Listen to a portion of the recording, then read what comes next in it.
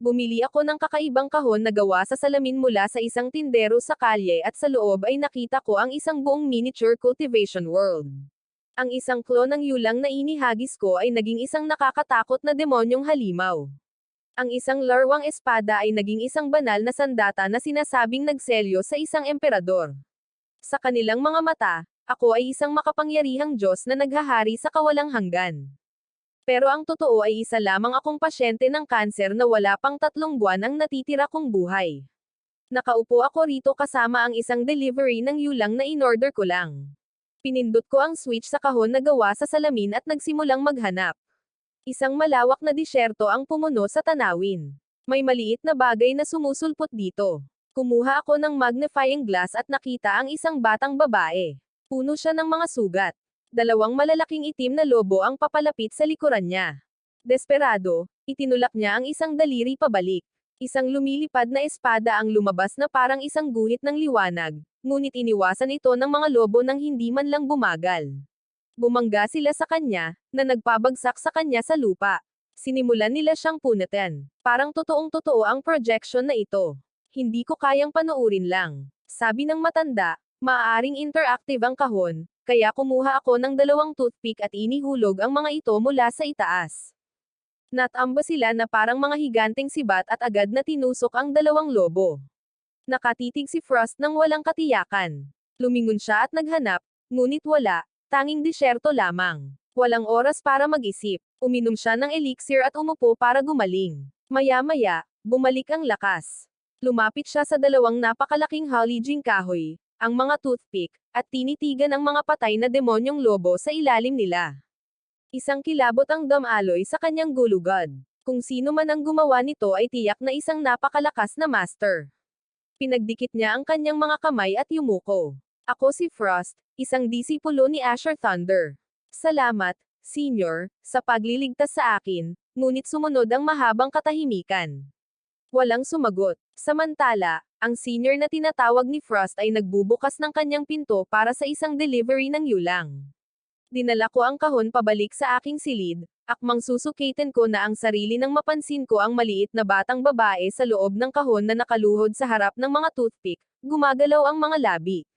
Yumuko ako palapit. Sa wakas ay narinig ko ang kanyang mga salita.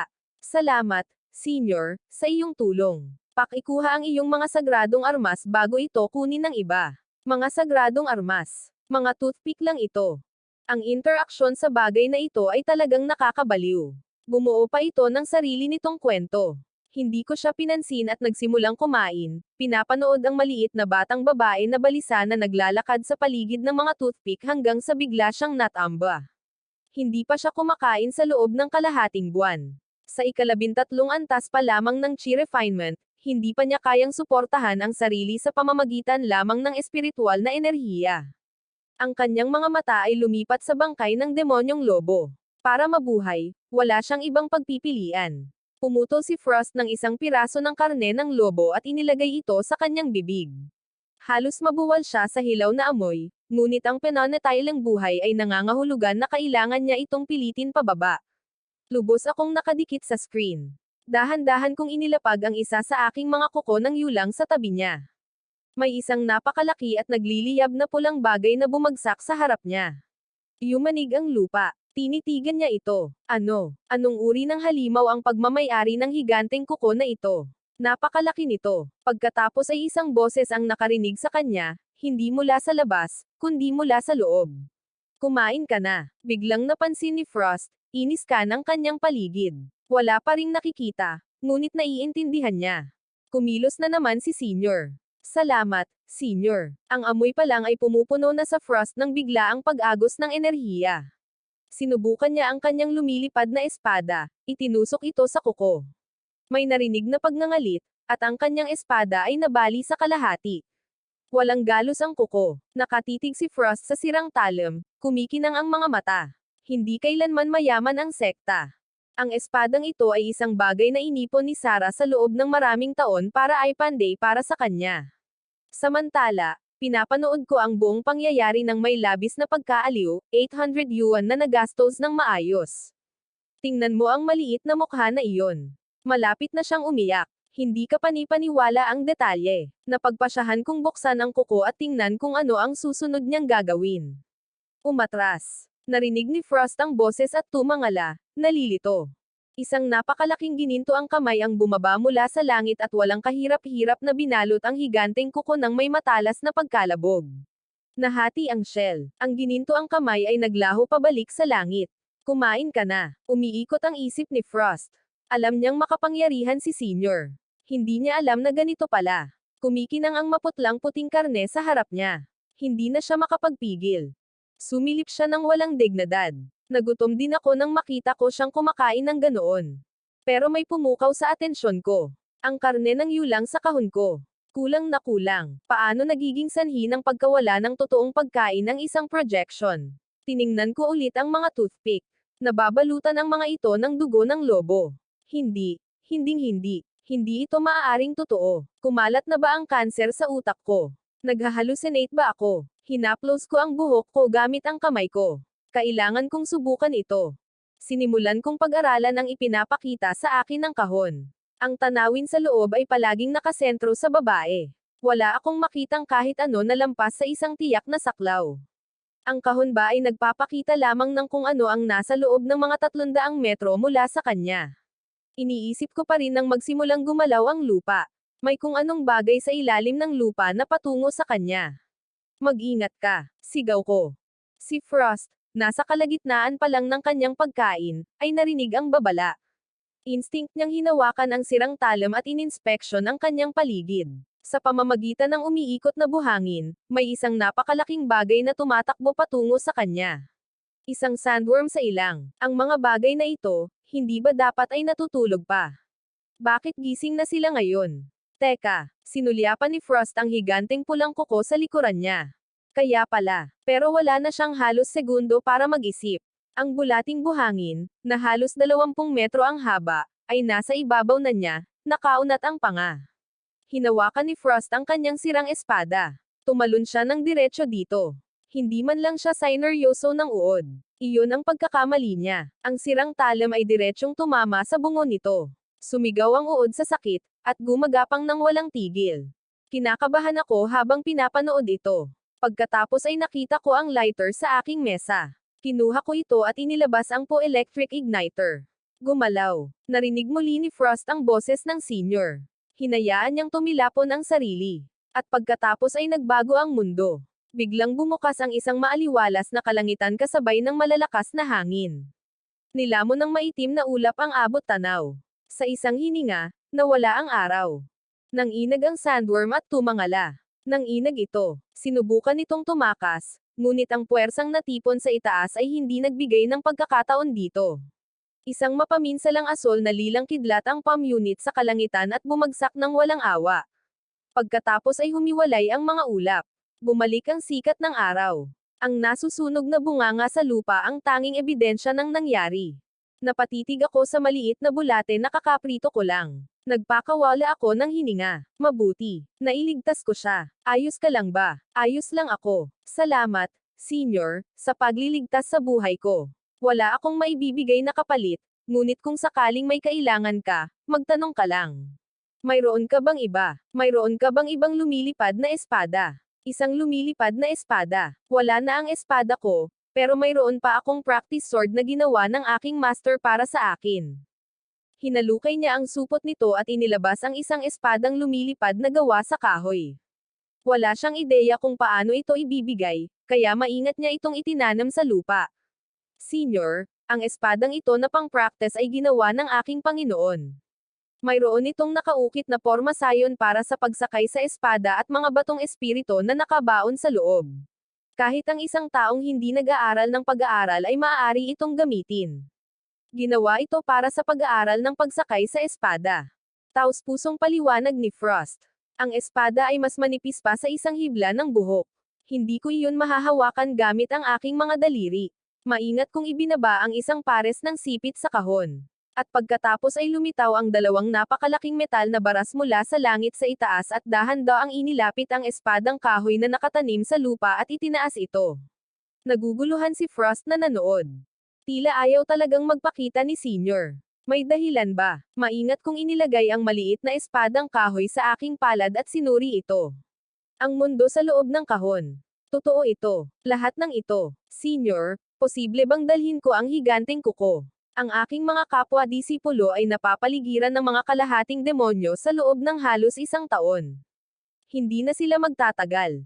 Ikwento mo sa akin ang lahat. Kaya ikinwento sa akin ni Frost ang buong kwento. Ang kanyang Panginoon ang nagtayo ng Asher Thunder Sect dito sa Barren Wastes. Sa loob ng maraming taon, ang mga Half-Demon Clan ay nagpanatili ng kanilang distansya. Pagkatapos, 1 taon na ang nakalilipas, naglunsad sila ng isang malawakang pagsalakay. Muntik nang bumagsak ang Asher Thundersack. Mabuti na lang at sumama sa laban ang iba pang mga sekta sa Barren Waste, at sama-sama nilang pinanghawakan ang linya. Ngunit nagbago lang ng taktika ang mga kalahating demonyo.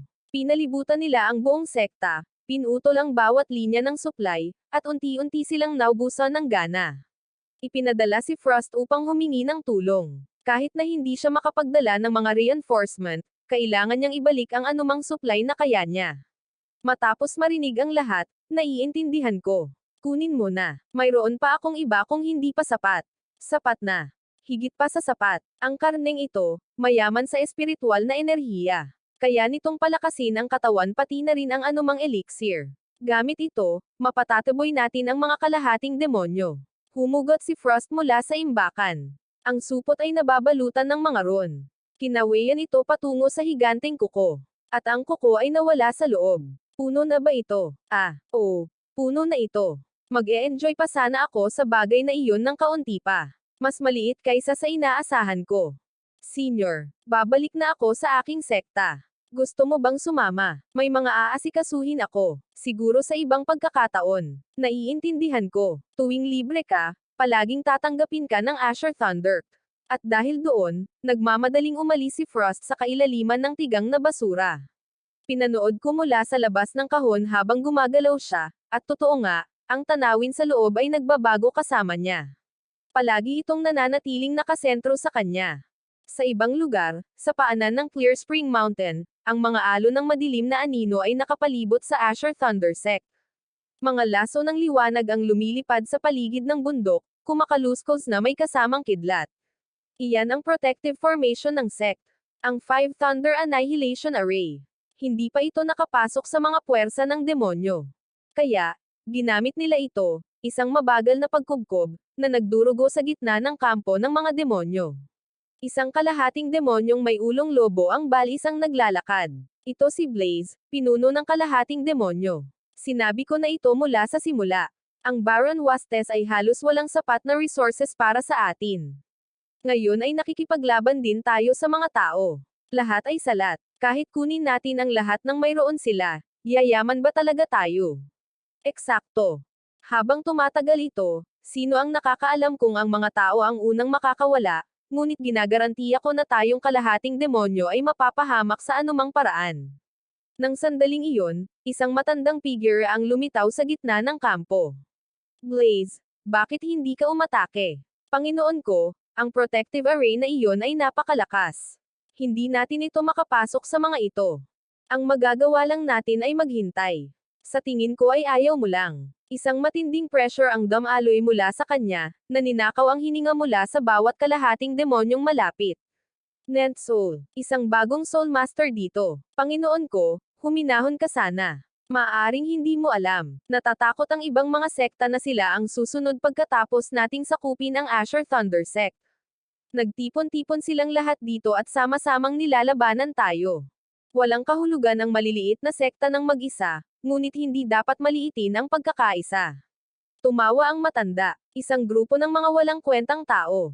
Hindi mahalaga, malapit ng maayos ang sitwasyon ng Grand Elder. Ngayon na ang oras para harapin ang mga manggugulong ito.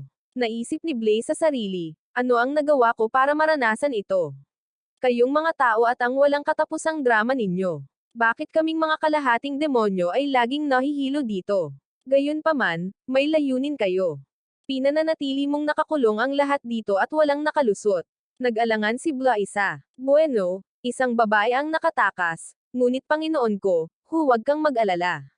Nagpadala na ako ng mga tao para tugisin siya. Nanigas ang matanda. Inilabas niya ang isang scroll at binuklat ito. Ang mukha na nakaguhit dito ay walang alinlangang frost. Siya ba ito? Oo, siya iyon. Nang sandaling iyon, isang maliit na demonyong lobo ang biglang dumating. Panginoon ko, patay na ang mga ipinadala para manghuli sa batang babaeng tao. Ano? Nakatakas siya. Hindi. Panginoon ko, bumalik na talaga siya. Ako mismo ang papatay sa kanya. Hindi. Hayaan mo siyang bumalik. Ipapadala namin siya at ang kanyang sect master sa libingan ng magkasama. Ngunit Panginoon ko, gaya ng pagsunog ng iyong thunder sect sa lahat ng bagay para lang masira ang aming pagkubkob at ipadala siya para humingi ng tulong. Paano kung may dala siyang mapanganib na bagay? Ngumisi ang matanda. Anong puwersa sa mundong ito ang makakalaban sa Celestial Da Sect? Kami ang numero 1 sekta sa gitnang lupain, ang pinuno ng matuwid na alyansa. Alam na ni Blaisa na mapanganib ang matandang ito. Wala siyang ideya kung gaano kadelikado. Paano napunta ang isang maliit na sekta tulad ng Asher Thunder Sect sa Celestial Dao Sect? At ang babaeng iyon, hindi pa nga niya nararating ang pundasyon. Paano siya personal na hinahabol ng isang Nent Soul Master? Sinasabi ng bawat instinct kay Blay, may mga bagay na mas mabuting hindi malaman. Pagbalik sa aking mesa, nagsimulang manginig ang maliit na espadang kahoy. Pagkatapos ay nagsimula itong lumaki. Lumalawak ito hanggang sa maging isang buong laki ng espadang kahoy, halos 1 metro ang haba, na nababalutan ng masalimuot na inukit na mga ron. Kinuha ko ito, lubos na naguguluhan. Nakakagulat na magaan, mainit pa nga.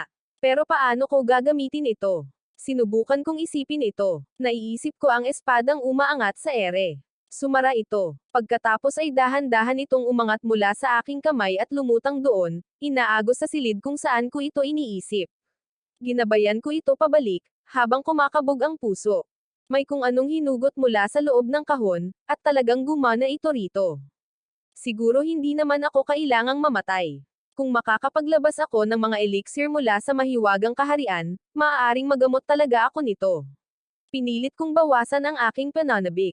May isang bagay na kailangan ko munang kumpirmahin. Sino nga ba talaga ang matandang nagbenta sa akin ng kahon na ito?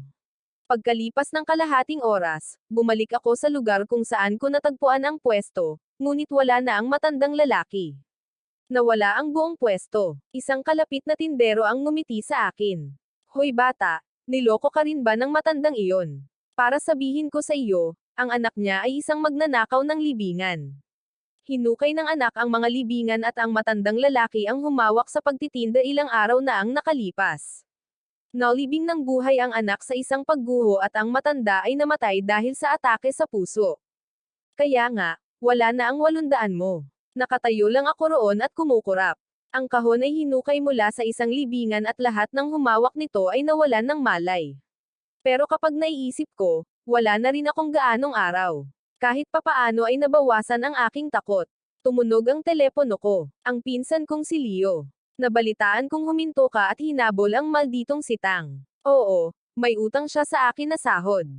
Umakyat ka sa bundok Wanjing. May pansamantala akong trabaho para sa iyo. Ang bundok Wanjing ang pinakamalaking bulubundukin sa T-City. Bundok sunod-sunod, umaabot hanggang sa abot ng aking makakaya. Pero habang paakyat ako, hindi ako nakakaramdam ng pagod. Parang may walang katapusang agos ng enerhiya na dumadaloy sa akin. May ilang mga hiker na talagang malusog na sinusubukan akong kargahin. Hindi man lang nila ako makita. Isa ba itong paglalakad o bakit ako halos nagjo-jogging habang paakyat? Kailan pa naiwan ang mga ordinaryong tao ng ganito kalayo? Kailangan itong maging batong espiritu sa espada, na naghahatid ng espiritual na enerhiya sa akin, kahit na walang aktibong cultivation. Kailangan kong humingi kay Frost ng wastong pamamaraan mamaya. Hindi ko kailangang maging hindi matatalo. Kailangan ko lang na huwag mamatay ng bata. Sa tuktok, nakakita ako ng isang luma at sira-sirang templo ng mga Daos. Isang batang Daos ang kumaway sa akin. Si Leo iyon. Tingnan ang aking sertipikasyon sa Daos. Sa mga panahong ito, kahit ang mga Daos ay nangangailangan ng lisensya. Nabalitaan kong kumikita ng maayos ang mga Daos. Mukhang nakakuha ka na sa wakas ng isang matatag na trabaho. Nalungkot si Leo. Dati iyon. Sa mga panahong ito, kinuha ng mga monghe ang lahat. Nagtakbuhan na ang lahat sa mga templo ngayon. Hoy, gusto mo bang maging isang Taoist?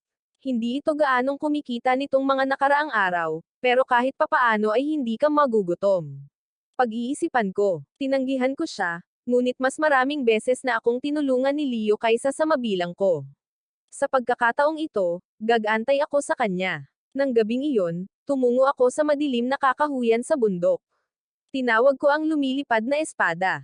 Sinabi sa akin ni Frost na ang sword riding formation na nakapaloob dito ay nangangahulugan na kahit sino ay maaaring gumamit nito. Maingat ko itong inilapag sa lupa at tinapakan. Dahan-daang umangat ang espada, pagkatapos ay bumilis. Hamina ang hangin mula sa bundok, ngunit parang may kakaiba. May kulang. Nag-isip ako sandali, pagkatapos ay kinuha ang aking telepono at pinindot ang play sa isang kanta. Iyon ang dating ng aking pakiramdam. Ngumisi ako habang pumapailan lang sa bundok Wanjing. Hindi nagtagal pagkaalis ko, ang mga camper sa bundok ay tumangalan ng may matinding pagkalito, nagtitigan sa isa't isa na parang hindi makapaniwala. Nakakita ba ako ng immortal na lumilipad? Sino ang nakakuha niyan sa video? Nakita ko. I-post mo. Nag-viral ito. Sa kalaliman ng gabi, sa wakas ay nakauwi na ako. Lubos akong nawalan ng malay. Natamba ako ng patihaya sa kama at nawalan ng malay. Ang hindi ko alam ay niyanig ng aking maliit na test flight ang buong bundok Wanjing. Ang balita tungkol sa isang espada na nakasakay sa bundok ay agad na naging trending. At nagkataon lang, may isang templo ng Daoist sa bundok Wanjing. Isang gumuguho at luma na, napakadaling hindi mapansin. Hindi ba't iyon mismo ang gagawin ng isang tunay na cultivator para manatiling nakatago? Naging magulo ang internet. Kumbinsido ang lahat na mayroong immortal na cultivator sa loob ng templong iyon. Kinabukasan, ang templo ay puno ng mga tao. Lumabas ang matandang amo ni Leo at tumitig sa karamihan ng may labis na pagkalito. Walang gustong magmahal sa pagbabasa. Walang tao rito para magsunog ng insenso. Gusto lang nilang malaman, kaya ba niyang sumakay gamit ang espada? Pero mabilis ang matandang Panginoon. Nakikita niya kung ano ito, isang napakalaking oportunidad. Sinimulan ng mga tagapagsalita sa templo na patugtugin ang parehong kanta, at sa tuwing may magtatanong kung kaya ba niyang sumakay gamit ang espada, wala siyang sinasabi. Nakangiti lang siya, na kahit papaano ay lalong nakumbinsi ang lahat. Pinapanood ito ng mga monghe sa kalapit na templo ng tahimik at gulat. Nakalimutan ko na ang pagdarasal kay Buddha. Gusto na ng lahat na mag-cultivate ngayon. Nakuha ko na rin ang trending topic at hindi ko mapigil ang matawa. Malamang ay lubog na lubog si Leo ngayon.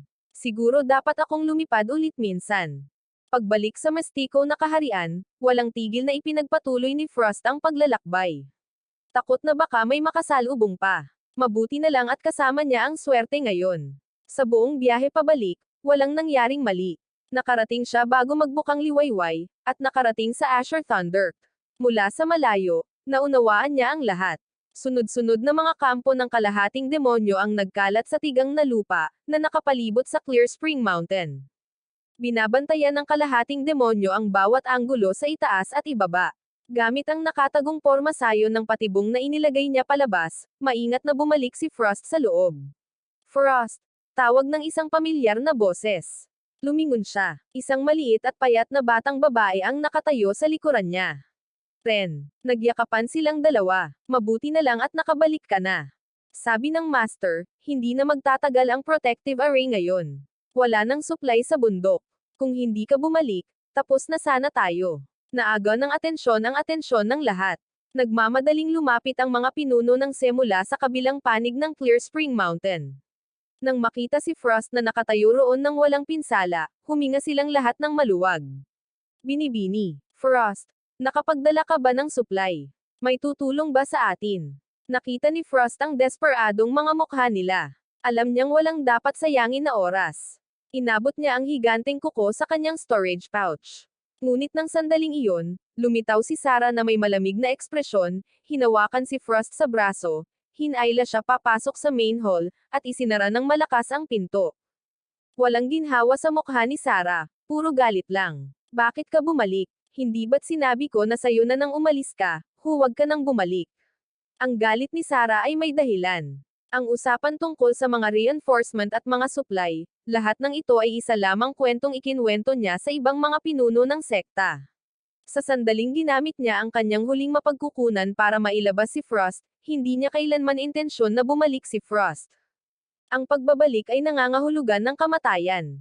Guro, hindi ko kayo basta-basta iiwan. Sinalubong ni Frost ang mga mata ni Sarah nang walang pag-aalinlangan. Alam niyang gusto ni Sarah na mabuhay siya, ngunit sa palagay ba ni Sarah ay ayaw din ni Frost para sa kanya.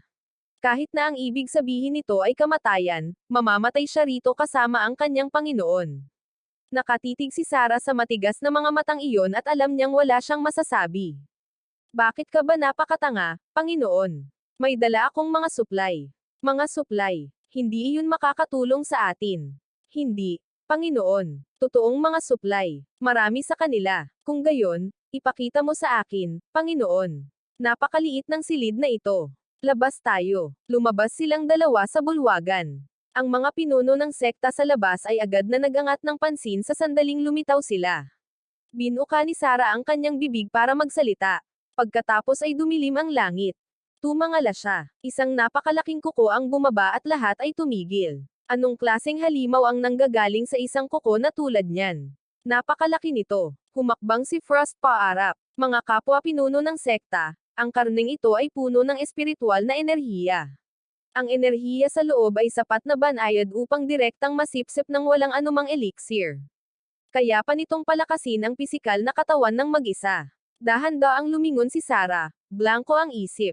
Saan ba nakuha ng disipulong ito ang ganito? Ni-raid ba niya ang vault ng isang Divine Transformation Master? Hinawakan ni Sarah si Frost sa braso at mahinang sinabi, ikwento mo sa akin ang lahat ng nangyari pabalik. Yumuko ang bawat pinuno ng sekta. Tumanggo si Frost at nagsimulang ikwento ang lahat. Mga banal na sibat na kahoy na nahuhulog mula sa langit. Mga demonyong lobo ang agad na natusok. Isang bagyo ng kulog at kidlat. Isang sandworm ang tinamaan ng isang bolt mula sa itaas. Lalong namangha ang mga ekspresyon ng nakikinig sa bawat salita. Simpleng pagbubuod ni Ren. Kaya, nakasalubong ng senior sister ang isang napakalakas na senior. Paulit-ulit na tumanggo si Frost. Nagpalitan ng tingin ang ibang mga pinuno ng sekta at saka nagtungo sa unahan. Miss Frost, maaari ba tayong humiling ng isang pagpupulong kasama ang senior? Sa ganitong krisis, kung makukumbansi natin silang kumilos, maaaring magbago ang lahat. Ngunit nawala ng ekspresyon si Frost. Wala siyang ideya kung paano maaabot si Senior Kai. Agad na binasa ni Sarah ang silid. Hindi natin maaaring iasa ang ating mga sarili sa isang taong hindi pa nakikita ng sinuman sa atin, matalas niyang sabi. Bukod pa riyan, ang taong ito ay maaaring hindi kasing lakas ng inilarawan. Iyon ang mangyayari. Natigilan ang lahat. Total, si Frost ay isa lamang mababang antas na tagapag-alaga ng chi refinement. Ang kulog na humahati sa langit. Ang kamay na nagpalabo sa kalangitan. Maaring lahat ito ay pagmamalabas mula sa isang taong hindi pa nakakakita ng sapat na impormasyon tungkol sa mundo. Galit na galit si Frost. Ganoon talaga kalakas ang kapangyarihan ni Senior. Bakit walang maniniwala sa akin? Sa labas ng kahon na gawa sa salamin, pinapanood ko ang lahat simula nang magising ako. At sa totoo lang, medyo naiinis ako. Kayong maliliit na tao na hindi man lang makahawak ng kuko ng yulang. Ano ang karapatan ninyong pagdudahan ako? Sige, gusto ninyo ng kamay na magtatakip sa langit. Bibigyan ko kayo ng isa. Sa kalagitnaan ng pagpapaliwanag, natigilan si Frost at ibinawling ang tingin sa langit.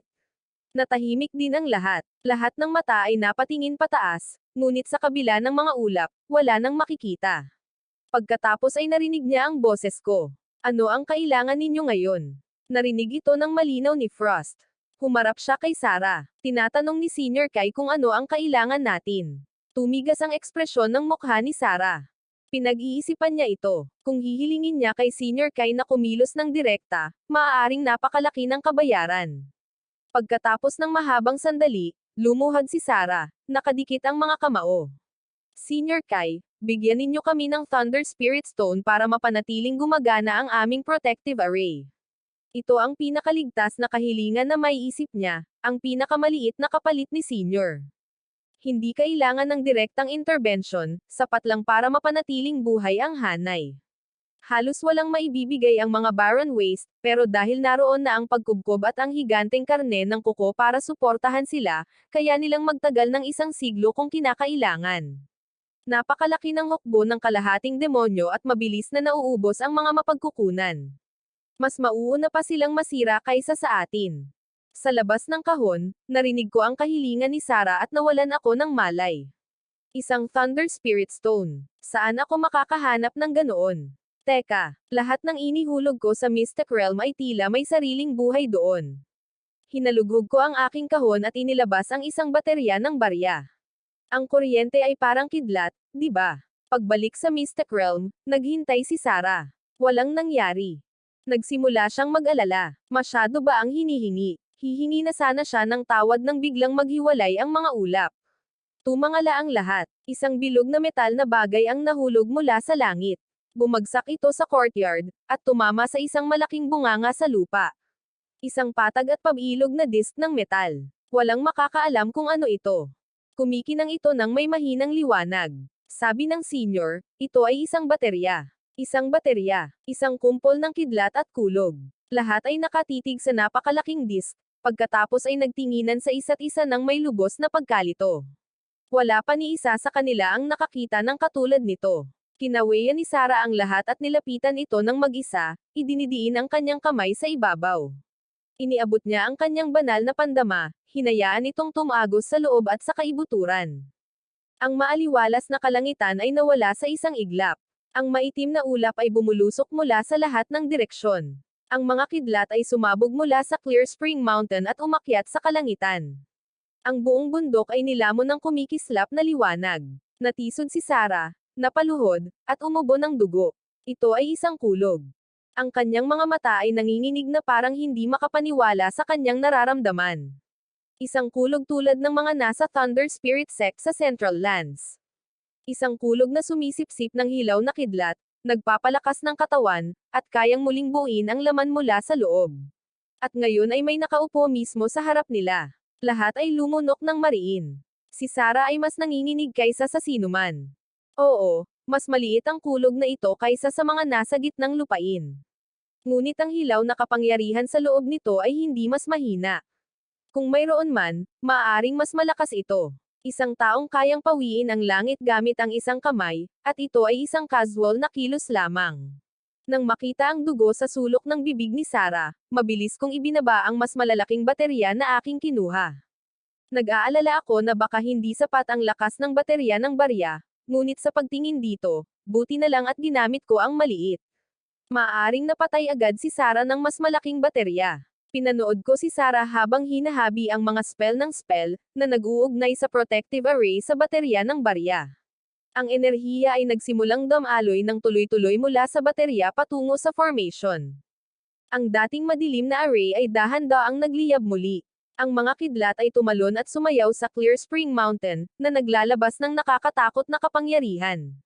Ibinaba ko ang aking telepono. Nagre-record ako. Kakaiba ito. Ano ba ito? Isang bagong uri ng renewable energy array.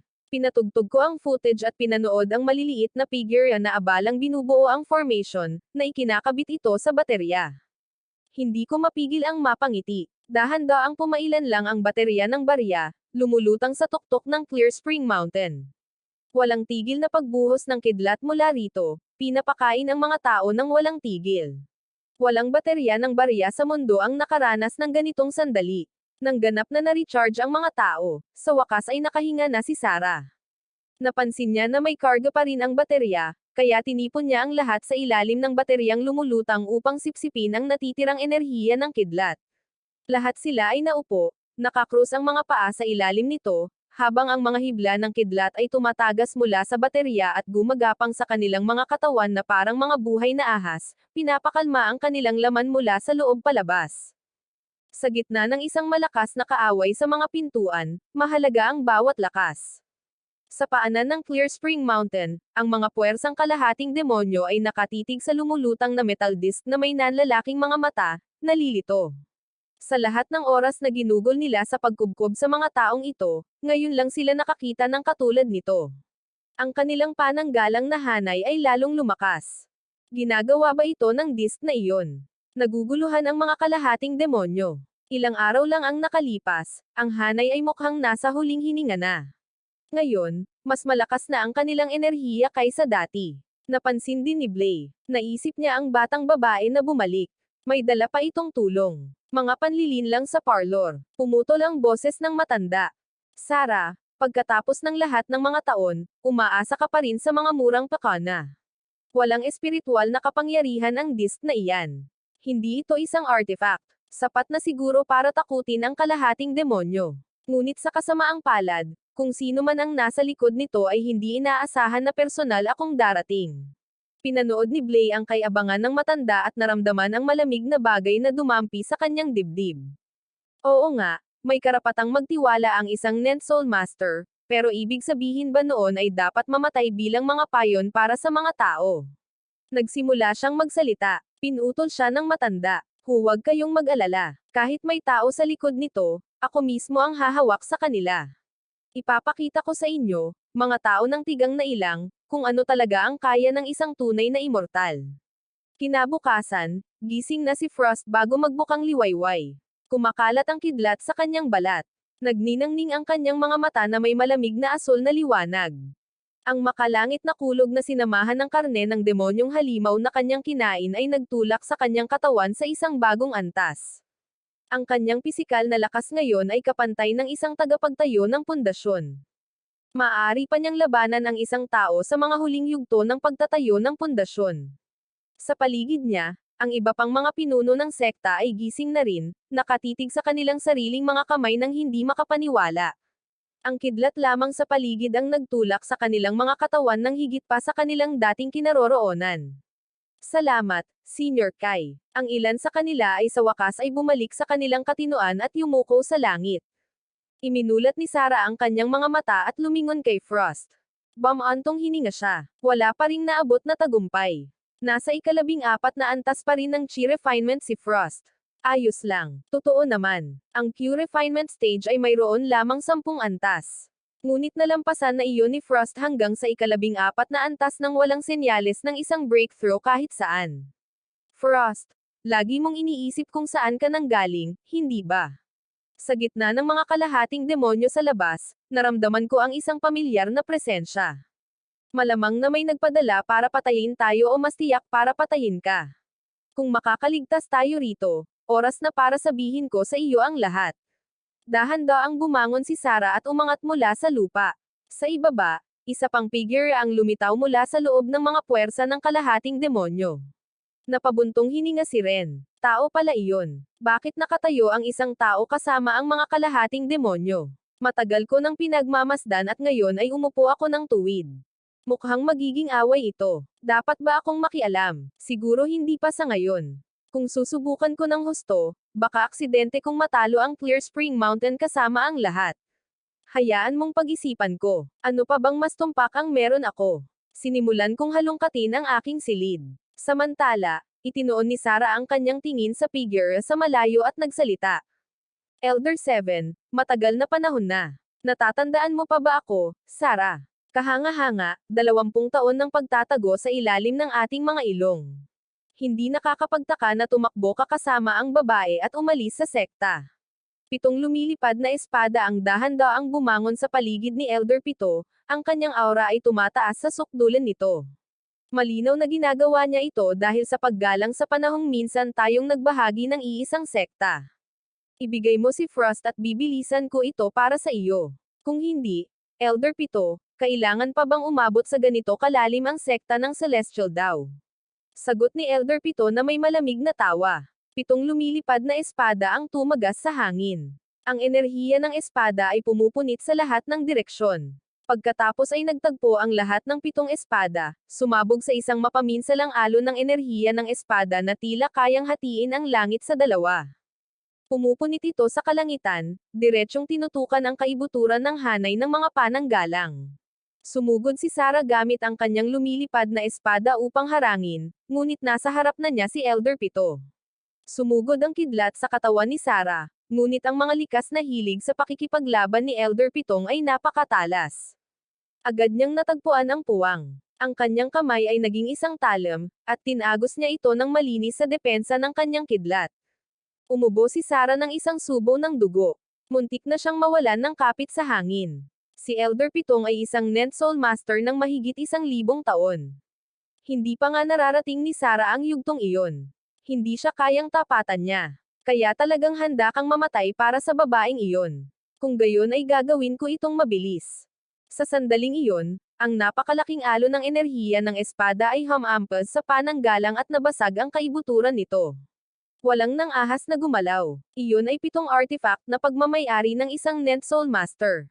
Sa ibaba, ang kalahating demonyo ay bituin. Ang hanay na pumihil sa kanila sa loob ng isang buong taon ay casual na nap unit na parang wala lang. Bawat isa sa kanila ay nakatayong nagyelo. Sa itaas, ang boses ng Elder Pitong ay parang litigo. Blaze, ano pang hinihintay mo? Umatake. Sa isang iglap, ang mga kalahating demonyo na nakapalibot sa Clear Spring Mountain ay nagpakawala ng isang nakabibinging ungol at sumugod na parang isang madilim na baha. Kung wala ang hanay, hindi makakayanan ng Clear Spring Mountain. Namutla ang bawat pinuno ng sekta sa bundok. Sino ang mag-aakalang ang pormasayon na pinagtayuan nila ng lahat ay mababasag ng ganoon casual? Talaga bang nakakatakot ang mga cultivator mula sa gitnang lupain? Frost, tumakbo ka. Nakita ni Ren ang paparating at agad na hinawakan si Frost, hinayla siya palayo. Ngunit bago pa sila makagalaw, isang figure ang bumagsak mula sa langit. Si Sarah iyon. Mukhang kakilakilabot siya. Ang kanyang presensya ay halos isang kisap mata. Umalis ka na. Binigyan kita ng 20 karagdagang taon ng buhay at sa tingin mo ay aalis ka na lang. Miss Frost, tawagan mo na si Senior Kay ngayon. Kung maghihintay ka pa, huli na ang lahat. Nang marinig iyon, kumabog ang dibdib ni Frost. Ang dami ng nagawa ni Senior Kay para sa kanya, at ang kalaban na nakatayo sa harap nila ay nakakatakot na makapangyarihan. Paano kung mahulog si Senior Kay dito dahil sa kanya? Hindi mahalaga kung sino ang tawagin mo. Sa sandaling iyon, bigla kong naalala ang laser pointer na kinuha ko sa tindahang iyon. Kinuha ko ito mula sa aking bag. Dapat ay may magagawa ito. Nang akmang kikilos na ako, biglang umalangaw ang boses ng isang babae sa unti-unting pag-iisip ni Sarah. Sarah, tumigil ka na sa pagiging matigas ang ulo. Humingi ka ng tawad sa Sectmaster. Ibigay mo si Frost at ang mastiko na dugo. Nangako ang Sectmaster na agad kang aagawin ng kanyang mga tao. Nang marinig ang pamilyar na boses na iyon, napangiti na lang si Sarah. Senior Sister, bakit sa tingin mo ay iniwan ko ang sekta? Sarah, Frost, sabihin ninyo kay Senior Kay, kung handa siyang kumilos, iaalay ko sa kanya ang mastiko na dugo. Handa nang mamatay si Sarah.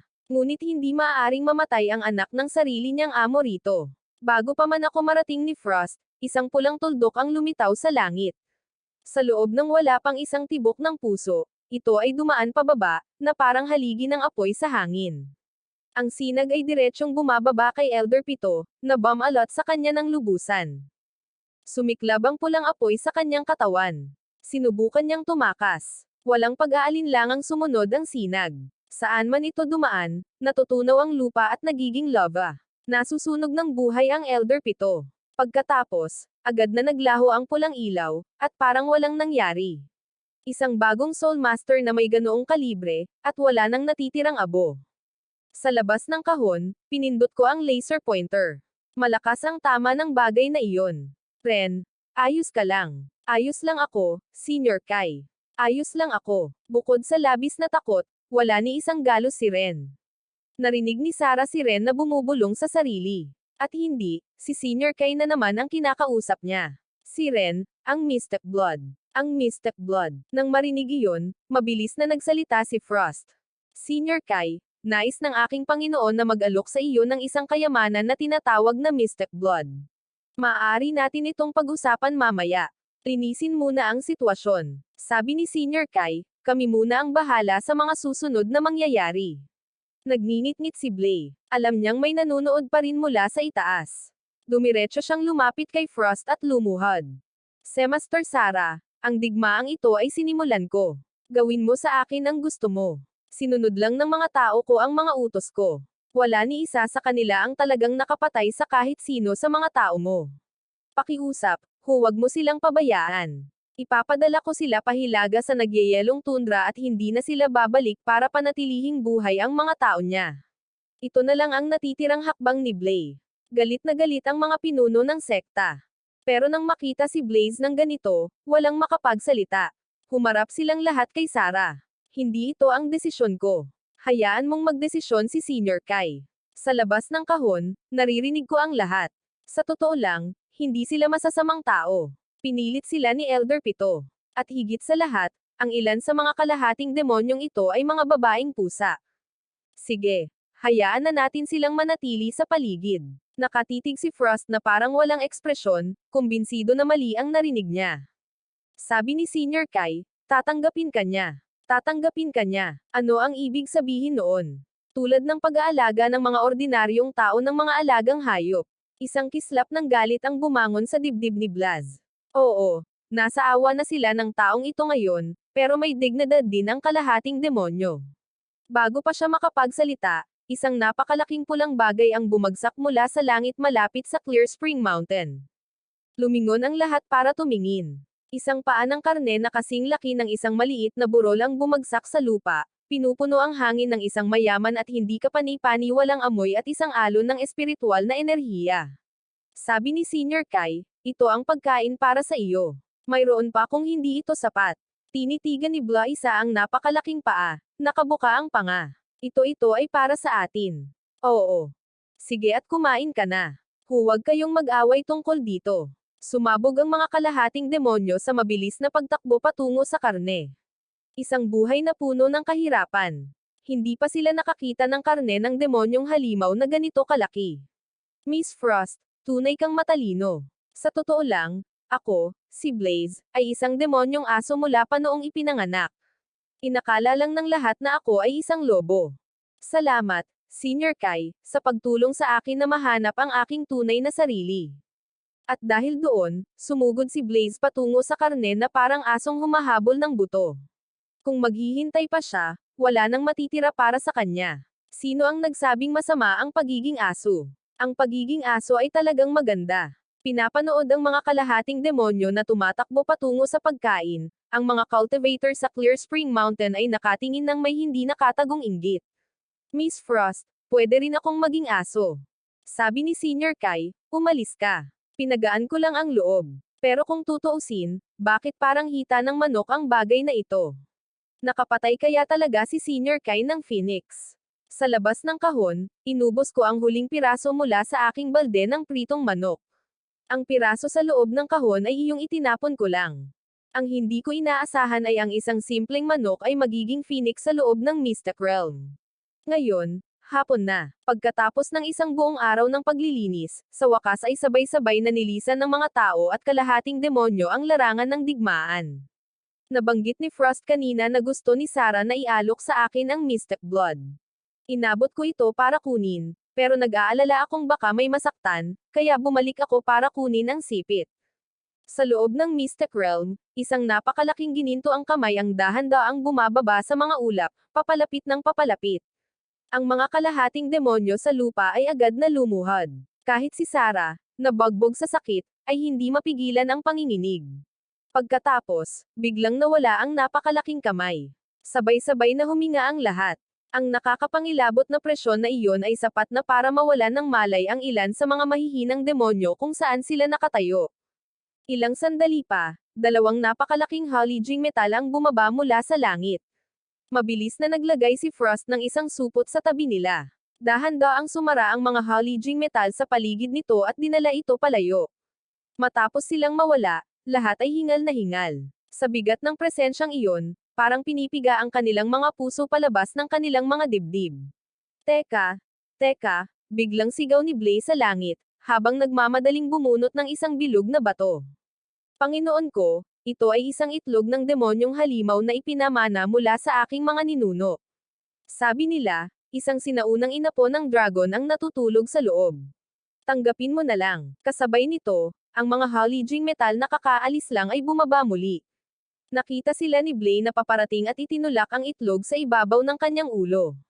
Dahan-daang sumara ang mga haligi sa paligid nito at dinala ito pabalik sa langit.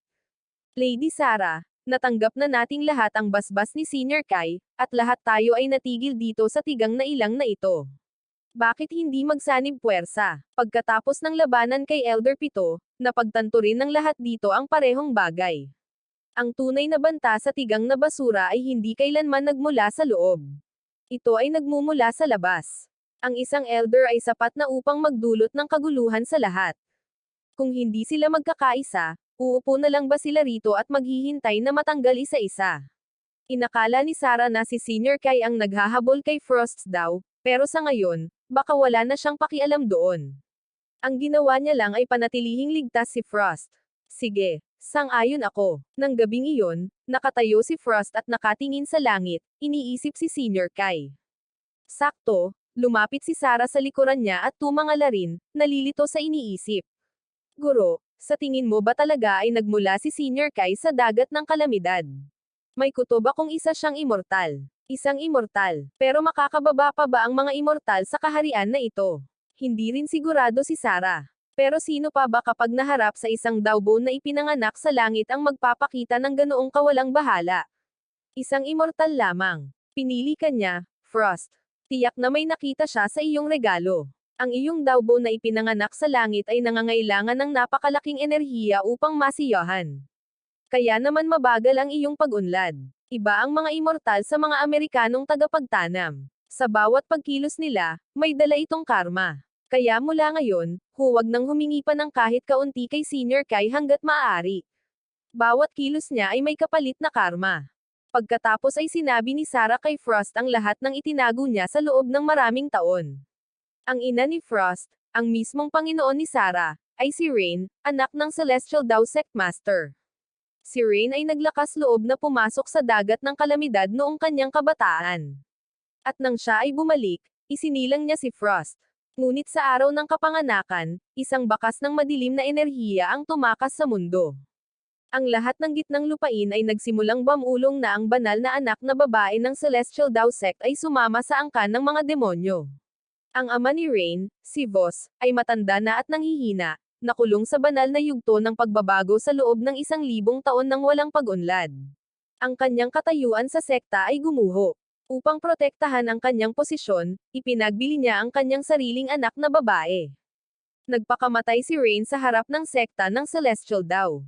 Dahil doon, nawalan ng dahilan ang mga matuwid na magsasaka para kumilos at napilitang umatras.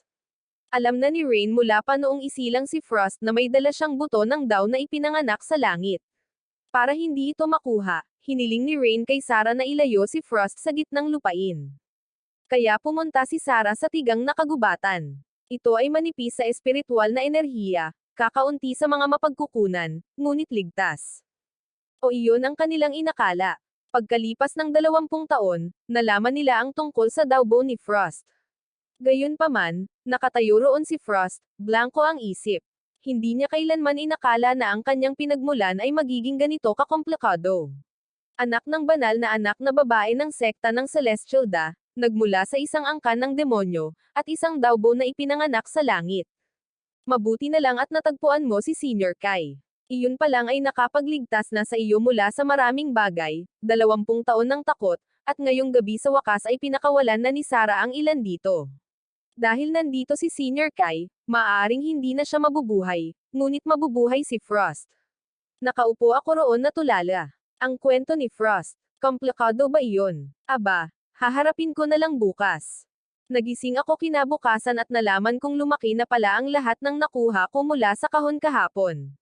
Isang supot, ang masteko na dugo, ang itlog na bato, at 7 lumilipad na espada na dating pagmamay-ari ni Elder Pito. Sinabi sa akin ni Frost na lahat ng ito ay mga dekalidad na artifact. Bukod pa riyan, mayroong isang cultivation technique, ang 10,000 Springs Technique. At oo, gusto kong mag-cultivate sa totoong mundo. Hindi nagkakaroon ng kanser ang mga cultivator, di ba? Binuksan ko ang 10,000 Springs Technique at nagsimulang magbasa. Lumalabas na hindi ko na kailangang basahin ito. Ang kailangan ko lang gawin ay idikit ang teknik sa noo ko at kusang dumadaloy ang kaalaman. May mga bahagi na hindi ko talaga maintindihan, kaya patuloy kong hinihiling kay Frost na magpaliwanag. Lumilipas ang mga araw, 1 buong buwan ang lumipas. Hindi ako lumalabas kahit 1 beses. Halos kabisado na ng mga delivery driver ang address ko. Samantala, pinangunahan ni Sarah ang mga kalahating demonyo at ang mga cultivator sa muling pagtatayo. Iniwan nila ang Clear Spring Mountain at nanirahan sa mga lupang ninuno ng kalahating demonyo, nagtatayo ng mga bagong istruktura kahit saan. Sa loob ng buwan ding iyon, tinapos ni Frost ang buong higanteng kuko ng mag-isa. Ang mayamang espiritual na enerhiya kasama ang kanyang walang humpay na pagsasanay ang nagtulak sa kanya hanggang sa ika-19 na antas ng chi refinement. Karamihan sa mga tao ay nakakalusot sa 10. Kailangan ni Frost ng 20. Iyon ang pasanin ng isang buto ng daw na ipinanganak sa langit. Isang araw, tumawag si Leo, "Hoy, anong problema? Lumabas ka. Matagal na tayong hindi nagiinuman ng magkasama." Hindi nagtagal, naroon ako sa isang barbecue stall malapit sa kanyang bahay. Naroon na si Leo na naghihintay. Sa pag-uusap, nalaman kong nawalan din siya ng trabaho. Maganda ang takbo ng templo hanggang sa may nagulat dito dahil sa pagpapakalat ng pamahiin at ito ay isinara. Matapos makinig sa lahat, nagpa siya akong bumalik sa Wanjing Mountain. Panahon na para gawin ito ng maayos. Pagkalipas ng ilang oras, nakarating ako sa templo at nakasalubong ko ang matandang amo ni Leo. "Kaibigan ka ni Leo, di ba?" "Tama. Gusto sana kitang makausap." Mabait na bata si Leo. Malapit na siyang mag-30. Magbigay ka ng magandang salita para sa kanya, ha? Hindi na tulad ng dati ang pagiging daos. Sa panahon ngayon, mga sikat lang ang kumikita ng totoong pera. Walang patutunguhan ang pananatili ko sa piling ko. Tingnan mo, kahit ang templo ko ay wala na. Hindi ko alam, marami pa rin akong nakikitang mga kabataan na mahilig sa kulturang daos. Iba na yan. Ang gusto nila ay yung tipong immortal na nababasa mo sa mga kwento. Pero kung ang Taoism ay may totoong immortal, ganito kaya tayo haantong. Siguro nga may ilan talaga. Nakita mo ba yung mga taong nakapila noong nakaraan? Parang lumilipad lang yun. Anyway, magre-retiro na ako sa susunod na buwan. Ito ang sahod ni Leo para sa buwang ito. Ibigay mo sa akin. Iniabot niya sa akin ang isang sobra at bumaba ng bundok. Itinago ko ito at tumitig sa langit, habang nag-iisip. Lumilipas ang oras. Hindi nagtagal, malalim na ang gabi.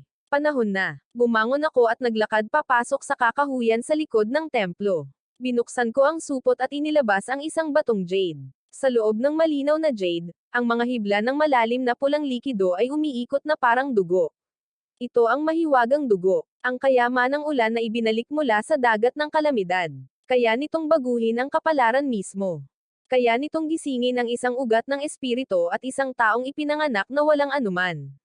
Kaya nitong gawing kakaiba ang isang ordinaryong tao. Huminga ako ng malalim at dahan-dahan.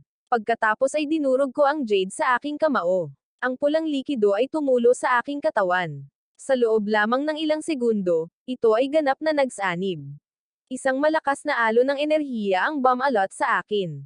Itinulak ko ang 10,000 springs technique sa pinakamabilis na paraan para masipsip ito.